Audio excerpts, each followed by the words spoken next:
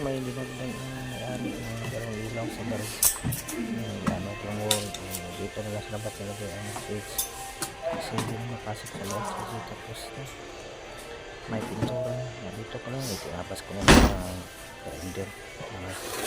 Yung ano natin, imahan natin mas crack talaga yung ito. Kasi yung ginagamit ko sa mga wall.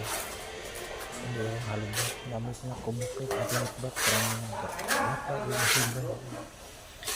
Gamit tayo ng tripod to yung ginagamit sa pintor pang halo. Gamit ko pang batak kapag may hindi naligo. Madali lang yung ikuha ng ihalo parang si pinto lang. Yung tubig halo tapos pwede yung mga ano yan ay palitan. Kasi po tayo naman may gawa dito na ano ito siya. Kasi tapos na may pintura na.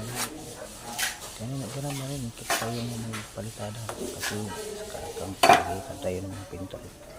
Dala lang ito ipalitada tapos kasi gano'n talaga ano lang pwede ito lagay ito ng ilaw gano'n talaga ano mangyari sa wala na sa mga sa bahay pag nakipinta tapos lagay tayo ng ilaw dito tapos mahirap talaga ano sana tilagay yung additional nila ganito na paraan sa labas natin yung switch okay na pala yung architect madali lang palitada mo lang sa ganito parang adhesive itong pipe hold pero sa mga pinto dito namin pakisubscribe nyo lang po pakipalo, like and comment